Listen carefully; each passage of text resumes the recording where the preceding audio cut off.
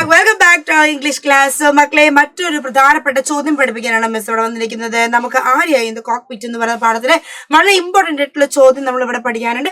അതിനു മുൻപ് എന്ത് ചെയ്യാണ്, നമ്മുടെ പൃഥ്വി ബാച്ചിലുള്ള പുതിയൊരു സമ്മാനം അല്ലെങ്കിൽ എന്തൊരു സന്തോഷ വാർത്ത മിസ് ഇവിടെ പറയാണ്. തീർച്ചയായിട്ടും ഇവിടെ നോക്കും, നിങ്ങൾ നമ്മുടെ പൃഥ്വി ബാച്ചിന് എന്തുണ്ട്, ഒരു 20% ഓഫർ വന്നിട്ടുണ്ട് അല്ലേ. അപ്പോൾ തീർച്ചയായിട്ടും നിങ്ങൾ എന്ത് ചെയ്യുക, ഇവിടെ നിങ്ങൾക്ക് ഒരു നമ്പർ തന്നിട്ടില്ലേ, 9995400800.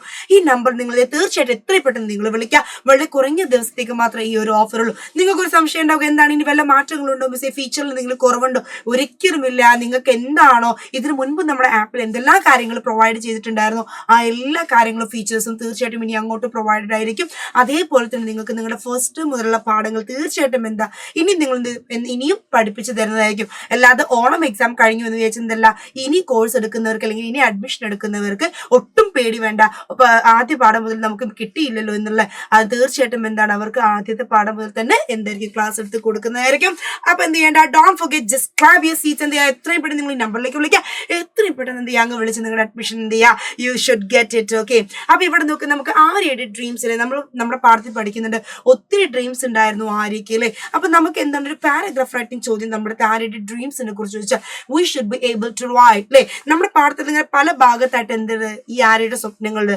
നമ്മൾ എന്ത് ചെയ്യണം, ഇവിടെ എല്ലാ സ്വപ്നങ്ങളും കൂടി ഒരുമിപ്പിച്ച് എന്ത് ചെയ്തു, നമ്മൾ അതിനൊരു പാരഗ്രാഫ് ആക്കിയിട്ട് എഴുതി പഠിക്കുകയാണ്. അപ്പൊ ആര്യയുടെ ഡ്രീംസിനെ കുറിച്ച് ഒരു പാരഗ്രാഫ് റൈറ്റിംഗ് നിങ്ങളോട് ചോദിച്ചാൽ, ഇനി ആര്യ ഡ്രീംസിനെ കുറിച്ച് നിങ്ങളടുത്ത് ഒരു എന്താ ഒരു സ്പീച്ച് ആക്കിയിട്ട് പറഞ്ഞാൽ നിങ്ങളത് കോമ്പസിഷൻ ആയിട്ടൊക്കെ നിങ്ങൾക്ക് ചോദ്യം വന്നാൽ നിങ്ങൾക്ക് എഴുതാൻ അറിയേണ്ടടാ. തീർച്ചയായിട്ടും എഴുതാൻ അറിയണം. അതിനാണ് ഇവിടെ നമ്മളിങ്ങനെ സമ്മറൈസ് ചെയ്തിട്ട് പഠിക്കുന്നത്. എന്തായിരുന്നു നമ്മുടെ ആര്യ കുട്ടിയുടെ സ്വപ്നങ്ങൾ നോക്ക്. ആര്യാസ് ഡ്രീംസ്, ആര്യയുടെ സ്വപ്നങ്ങൾ എന്തൊക്കെയായിരുന്നു ഇവിടെ ശ്രദ്ധിച്ച എല്ലാവരും. when Arya was 4 years old, Arya 4 വയസ്സുള്ള സമയത്ത് she wanted to be a trapeze artist. നമ്മൾക്കറിയാം സർക്കസിൽ അങ്ങോട്ടും ഇങ്ങോട്ടും എന്താണ് ആര്യ പറയുന്നില്ലേ, കയറുന്നു മറ്റൊരു കയറിലേക്ക് ഇങ്ങനെ ഫ്ലൈ ചെയ്യണമല്ലേ അവൾക്ക്. അപ്പൊ അവൾക്ക് ആരാണോ, when she was 4 years old she wanted to be a trapeze artist അല്ലേ, ഒരു trapeze artist ആവണമായിരുന്നു. like റോസമ്മയെ പോലെ flying through the air and wearing glittery clothes അല്ലേ. അവൾക്ക് എന്താണ് കാറ്റോട് ഇങ്ങനെ പറക്കണം, നല്ല മിനുങ്ങുന്ന എന്ത് വേണം ഡ്രസ്സൊക്കെ ഇടണമെന്ന് അവൾ പറയുന്നുണ്ട്. by the age of 8, 8 വയസ്സായപ്പോഴോ she was inspired by Kalpana Chawla. oh my god, 8 വയസ്സായപ്പോഴും കൽപ്പന ചൗളയെ കുറിച്ച് ഭയങ്കര ഇൻസ്പിറേഷൻ ആയി. അത് മാത്രമല്ല she dreamed of becoming an astronaut and even making and wearing an orange spacesuit. അവൾക്ക് ആസ്ട്രോനട്ട് ആകണം എന്നാണ് അവൾ ആഗ്രഹിച്ചത്. അത് മാത്രമല്ല എന്നിട്ട് എന്ത് ചെയ്തു, കൽപ്പന ചൗള ഇപ്പൊ ഒരു ഓറഞ്ച് സ്പേസ് സ്യൂട്ട് ഒക്കെ ഇട്ട് അതെന്താണ് അത് നല്ല ചൂടൊക്കെ എടുക്കുന്നുണ്ടായിരുന്നില്ലേ, ആ പാഠത്തിൽ പറയുന്നുണ്ട്.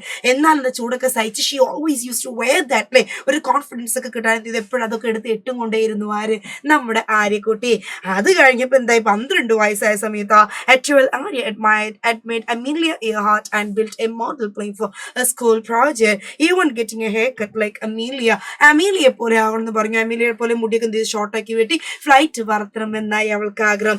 ഇല്ല, അത് കഴിഞ്ഞ് 18 വയസ്സ് കുറച്ചും കൂടി വിവരം വെച്ചപ്പോ എന്താണ്, Arya inspired to be a fighter pilot. ആരാണോ യുദ്ധവിമാനം പറത്തുന്ന പൈലറ്റ് ആകണമെന്ന് ആര്യക്ക് എന്താണ് ഒരു ആഗ്രഹം വന്നു. Now inspired by the first women in India, ഇന്ത്യയിലെ ആദ്യത്തെ വിമാനം പറത്തിയിട്ടുള്ള ആരൊക്കെയാ, ആരൊക്കെയാ ഇവിടെ നമ്മൾ പറയുന്നുണ്ടായിരുന്നു, ഭവാനി, ആവനി ആൻഡ് മോഹന അല്ലെ, ഭാവന, ആവനി ആൻഡ് മോഹന അല്ലെ.